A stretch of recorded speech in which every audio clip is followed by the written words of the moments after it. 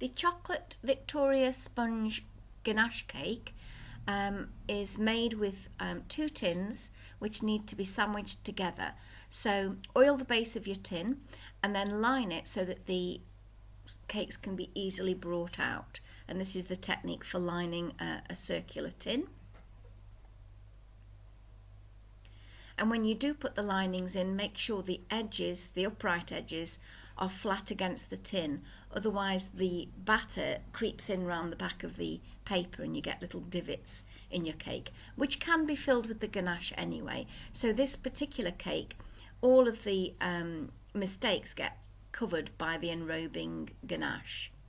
First of all, you start with your Victoria sandwich recipe, which is the equivalent amounts of all of the ingredients, and all you do with the butter that's at room temperature, start off by rubbing and pressing the butter into the sugar before you get the mixer on it. That stops all of the sugar from scooshing out the bowl. And I always put a tea towel to stop the bowl from spinning off the table. When you've got most of it creamed in like that, you're then going to do the creaming method with a electric whisk. And the electric whisk creams the butter and the sugar together, which swells the molecules, and the sugar gets dissolved into the butter, creating an aeration of butter and sugar that holds on to the air pockets. And you need to get it to the point where it's creaming rather than just blobs of cottage cheese. Hold the bowl really well if you've got a powerful mixer, which this one is, and create about 3 to 4 minutes worth of mixing every now and again, taking your spoon and pushing the ingredients down the bowl, because the mixer will fling them up the side of the bowl. And this creaming method is one of the 5 methods of making cakes. The melting method is the other one, which we've used for the brownies and the flapjacks. So this can take a fair bit of time, and all you're doing is you keep scraping down the bowl and checking that the sugar is being dissolved in. And that's kind of what you're waiting for, because when the sugar is dissolved into the fat, you get this mixture that looks like over whipped cream.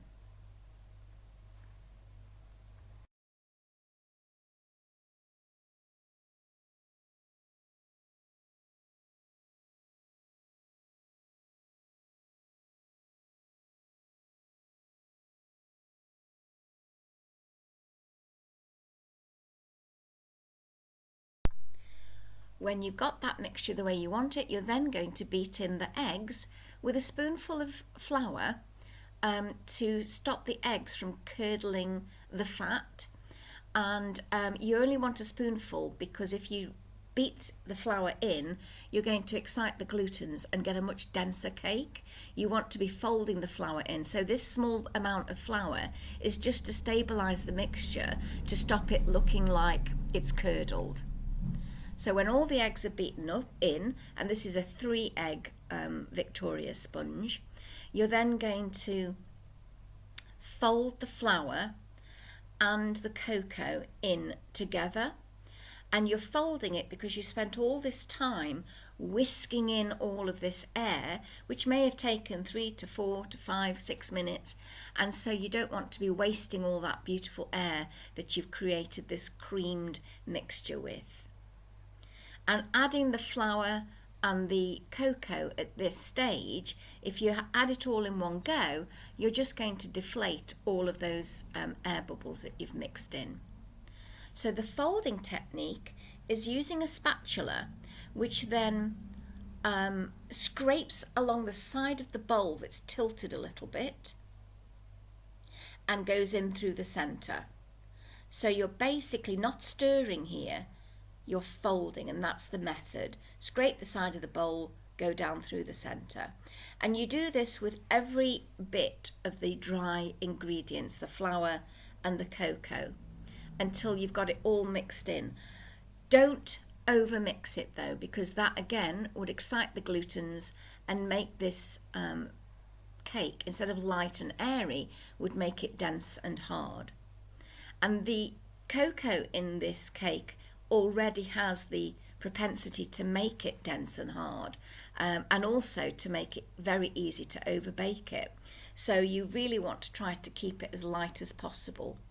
And we're using self-raising flour here, but you can boost it with a little bit of baking soda, maybe half a teaspoon, and a little bit of lemon juice, so the baking soda doesn't create a soapy flavour in the oven, because baking soda turns to soap in the oven.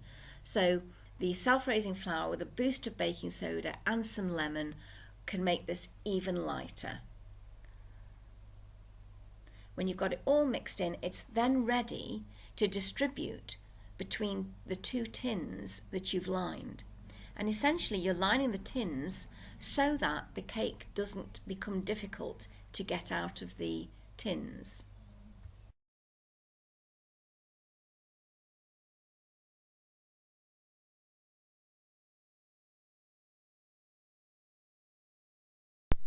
And you can weigh the batter if you want to, but I just do it by eye. So distribute it between the two tins, making sure that you scrape all of the batter from the bowl. If the batter is a bit stiff and not a dropping consistency, so dropping means it will fall off the spatula really easily with the weight of gravity. If it needs to be loosened up, you can splash a tablespoon of milk into this and fold that in, and just to loosen the batter a little bit. But this is the right consistency. It's a dropping consistency. Once you've got it evenly distributed and you've cleared that bowl, you're then going to spread it really quickly but gently around the tin. You want to get these into the oven really quickly because the chemical raising agents in this from the self-raising flour are busy deflating. So the sooner you can get them into the oven, the better. And the oven must be preheated so that it immediately starts working on the batter. So you distribute it by getting your palette knife or your spatula and moving it to the sides with a little bit of a dip in the centre, and that basically stops it rising too much in the middle if you've got an oven with lots of hot spots in it. So you distribute it across to the sides and then create a little dip in the centre so that it doesn't have a dome effect, because the bit that you see now will end up being the centre of the sandwich, and the bit that's against the tin will be the top straight edge. So you want the centre not to have too much doming, otherwise it will be an unstable cake. When you've got it nicely distributed and you've cleared your spatula off, put it into a preheated 180-degree oven and leave it for at least 15 minutes before you open the door, because that's when it coagulates. If you do it before, the whole thing will collapse in the oven. So don't start checking them till at least 15 minutes. These should take between 25 and 35 minutes. And then while that's happening, you can be breaking the chocolate in the packaging. And this is just very cheap chocolate that's 70% cocoa. And I'm gently heating the double cream. The double cream mustn't boil, otherwise the fats will split and you'll end up with a layer of very hard chocolate and a fat layer on top, which will be greasy. So very gentle heating. As soon as you see steam starting to rise and the edges of the saucepan going frothy with the cream, it's done. So take it off, and all the ingredients are room temperature. So you're not going to put this into cold cocoa solids. So it goes in, and then put water in the saucepan to help to clean it and soak it while you're doing this bit. And what you're going to do is wait for 5 minutes and then stir it. And it looks very unpromising to begin with, but just keep stirring in one direction so that you're aligning all the crystals and you get a nice glossy result until the whole thing looks like chocolate sauce. And then you're going to chill that for at least 2 hours and it will firm up to a spreadable consistency. So there you have a really nice glossy ganache where the cocoa and the hard chocolate mixes with the liquid fat, and that then will lend properties to each other to create a spreadable consistency. So here you've got the cakes that have been cooling while the ganache has been setting, and you take off the parchment paper nice and carefully so you don't tear the cake. And the centre, which was the top, will be facing together like that, and the edges and the top will be the edge that was against the tin.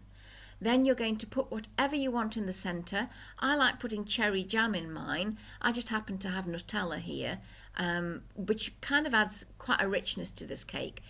Some kind of fruit jam works really well with this, or cream with some chopped strawberries in also works really well. And then you spread it to the end, and this acts like a glue as well to hold the two sandwiches together. And we're working on parchment paper so that we can get all of the gunk from the next stage of the process off the table, and you don't end up with a cleaning issue. Now, a really hot palette knife, that water is very hot, and that allows you to spread the set ganache. You can see now that the sauce has firmed up a little bit over 2 hours in the fridge. If it's firmed up too much, then just get a tablespoon and press against the mixture until it loosens up again. And what you're doing is putting a thin layer on first. This is the crumb layer, and this basically stops the cake from lifting off onto your palette knife.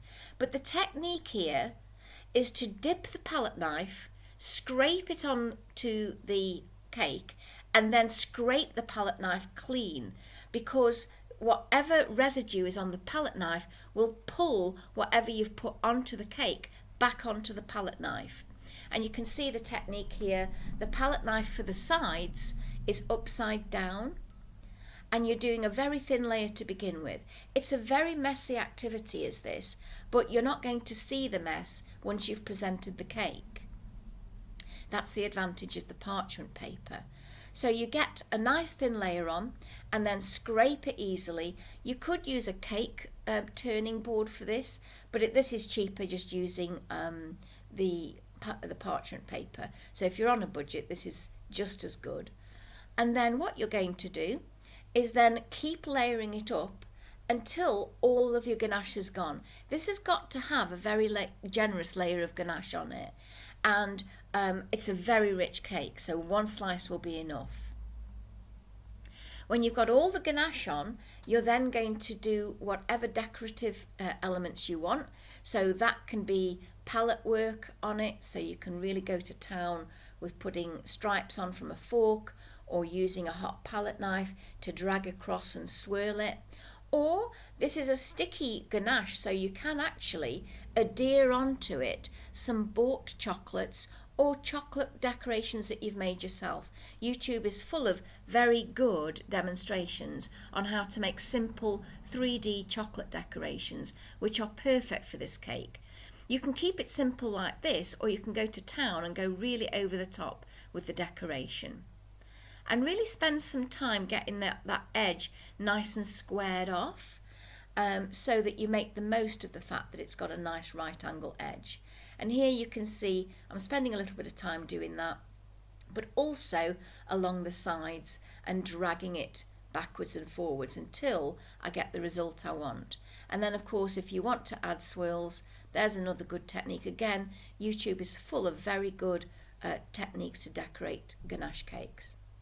So let's presume that you've added the decorations you want. You may have added Maltesers or Skittles or Cadbury's biscuit fingers, or chocolate drops, or lots of different coloured chocolates, or you might have used fresh seasonal fruits.